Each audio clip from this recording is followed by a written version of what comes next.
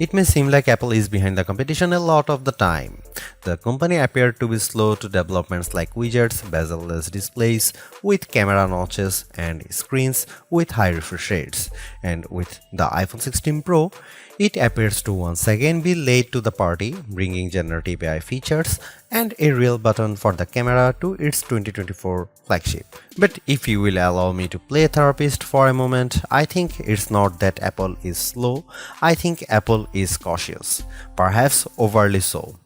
Caution on its own isn't a bad trait, in fact, it could be considered thoughtful rather than rushed to the cutting edge with its peers. Apple delivers, usually finding a slightly different approach that is often an improvement on what's out there. Just look at the Vision Pro headset or Apple Silicon, or even the iPod, the iPad, and the AirPods, which were far from the first of their kind when they launched. Arguably, the biggest change to the iPhone 16 lineup, not to mention the iPhone 16 Pro, is the introduction of camera control. This is a button on the right side of the device which has touch and pressure sensors on it to enable greater control with swipes and semi-presses. One of the things this was supposed to do was let you push slightly on the button to trigger focus, similar to what half pressing a DSLR shutter button would do. That function won't be available at launch, so I can't say if it's effective. But by the large, camera control is a very Apple approach to a feature that has been around for years. From phones by Sony and Nokia with dedicated shutter buttons to Android handsets with hardware-based double-click shortcut, the notion of quick access to your camera without having to fudge with the screen is a popular one. For good reason too. I've hated having to swipe or long press the icon on my iPhone's lock screen in the past, and even though I could set the iPhone 15 Pro section button to open the camera, it just wasn't positioned well and I'd have to give up my mute button. So, Apple isn't breaking new ground with its hardware shortcut for a frequently used app, but it does do a few things differently. With the touch sensor, you can swipe on it to tweak things like exposure, zoom levels, and tone, and the half press still works as a way to select options or go back out of menus within the camera control interface. In theory, it's a nice way to make changes in the fly. In reality, there are a few issues and they largely have to do with placement. The button sits a little further from the base of the phone than I'd like, so my fingers have to reach a bit more to press it, whether I was in landscape or portrait mode.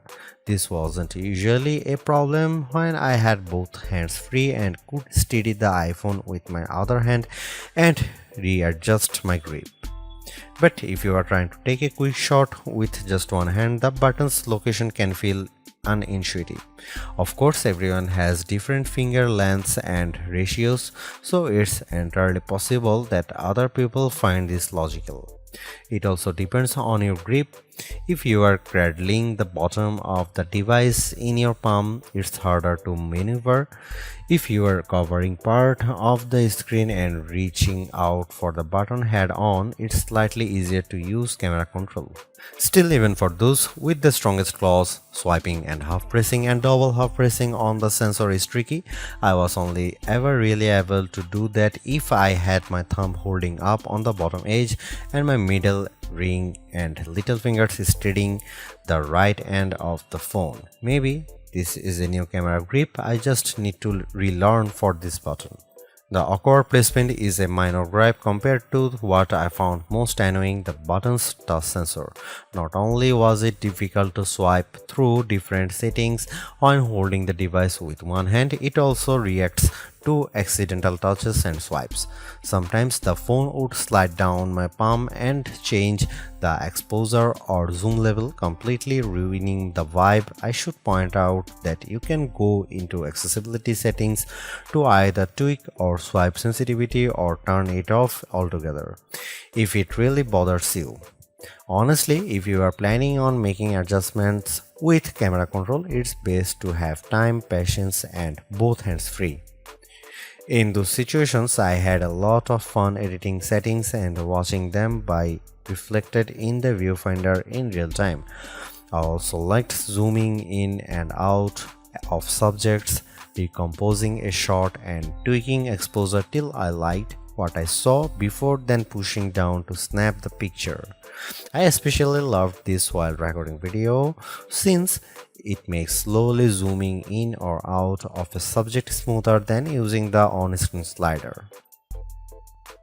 Even if you are not a glutton for buttons, there are still some camera updates that might intrigue you.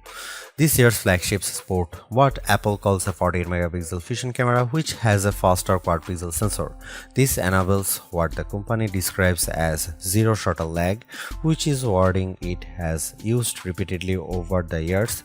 In this case, it's referring to how quickly the camera will capture a shot after you press the shutter button. I will admit I was initially confused by this update in part because it requires relearning some behaviors I had adopted to mitigate the shortfalls of older cameras. Basically, the iPhone 16 Pro's cameras are now so fast that when I asked someone to throw something so I could capture it in motion to see how still the images were, my shots ended up being of the person holding the object. Our video producer and I were very confused, and it wasn't until the zero shutter lag concept was explained clearer to me that I got it. I had become used to pressing the shutter early since cameras, in my experience, would be fractions of a second slow. Apple has become so fast that it actually captured the literal moment I tapped the button instead of the split second after when the object was in mid-air. Depending on your mood, the new photographic styles can be fun or serious. Apple's tweaked the built-in camera filters to not only offer more options but give you greater control. Due to how the company has refined its processing each year, there is also an improved depth map captured when it detects a face in the scene. This, combined with a greater focus on color science around skin tone, has led to what might be my favorite new iPhone 16 feature. Whether I shot them in portrait mode or not, photos of people what I took using the iPhone 16 Pro were a dream to edit. Simply switching between the standard, natural, luminous, quiet or ethereal styles already resulted in improvements to be colors and shadows, but I could also tap on each thumbnail to across the new editing touchpad and drag a dot around. This let me more precisely tweak the hues and contrast levels, and an additional slider will let me adjust how warm the image was.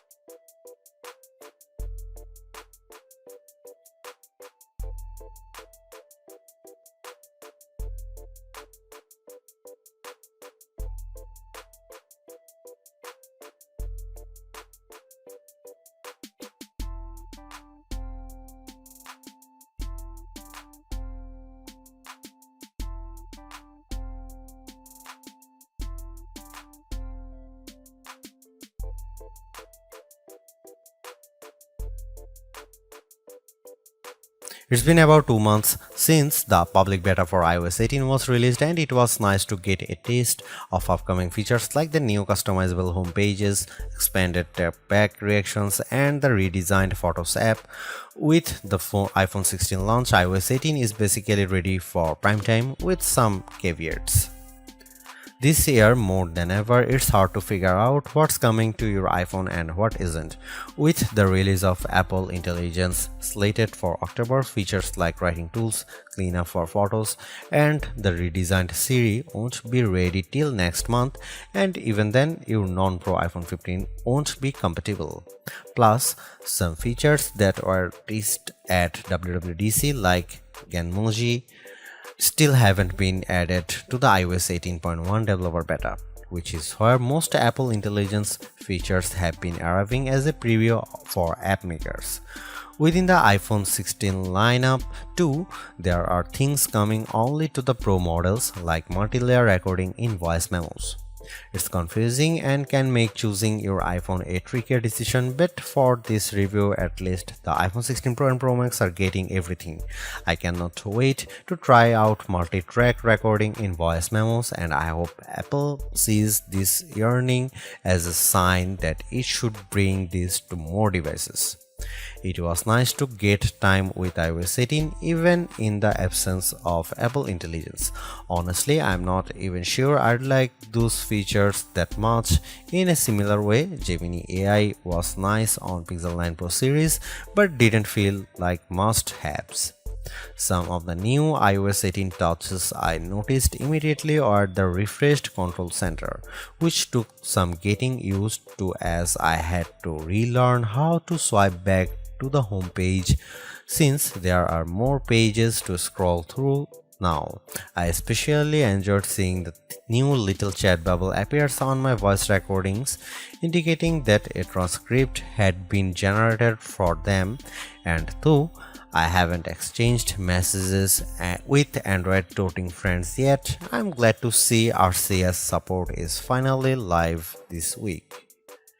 Though I was excited for the new custom routes tool in Maps, I struggle to actually create them. You can set your start and end points and have the app close the loop for you, or just tap landmarks or points on the map to get the route to basically connect the dots. Unfortunately, no matter how many times I tried to get the route to cut through a building where I knew a pedestrian walkway existed, Maps reinstated me at every turn, forcing the route to go through more established paths instead. It's not unreasonable, but certainly not the open world route creation feature I was envisioning. The best thing about iOS 18 and also some new features in the iPhone 16 lineup is the customizability. I do appreciate that if you don't like something, you can usually turn it off. With the new ability to place apps outside of a rigid grid, you can now lay your home screen out just the way you like. The redesigned Photos app lets you create and pin collections so you can more easily find the pictures most important to you. And again, I'm glad Apple is giving people the option to turn off camera control altogether or adjust its sensitivity. Apple's caution is sometimes warranted, especially at a time when mistrust of AI-generated content runs rampant. The company taking its time to get Apple Intelligence right is understandable, but its deliberation doesn't always lead to winners. While I appreciate the attempt to differentiate camera control with the touch sensor for more versatility, I am not yet convinced on its usefulness. The good news is, and I cannot stress this enough, you have the option to tune it to your liking, and that's the theme I'm seeing in recent Apple features that hint at more thoughtfulness than usual. If you don't like something or if something isn't right for your needs, you can adjust or disable it. In iOS 18, you have greater control over your home screen's app layout and can pin custom collections for easier reach. In the Photos app, the action button introduced last year could have been a spectacular fail had Apple not let you still keep it as a mute switch, but it managed to give people more functionality while maintaining the status quo for those who are just as resistant to change. Change is scary, change is hard, but without change there is no progress. Apple's cautious approach is a tricky balancing act that's evident on the iPhone 16 Pro. Some new features like audio mix and custom routes in Maps delivers mixed results, otherwise like photography styles are hits. Then there are the basic ingredients like good battery life and durable, attractive designs that Apple cannot neglect. The iPhone 16 Pro's subpar battery life holds it back from beating the competition, which is stiffer than ever this year, especially from Google. Luckily for Apple, most people who have iPhones are going to stick with iPhones. It's just easier. For those already sucked into the ecosystem, the iPhone 16 Pro are worth the upgrade from a model that's at least 2 years old. If you already have an iPhone 15 Pro, for the sake of our planet and your wallet, you might prefer to hold off on upgrading, especially since this year's devices aren't that much different.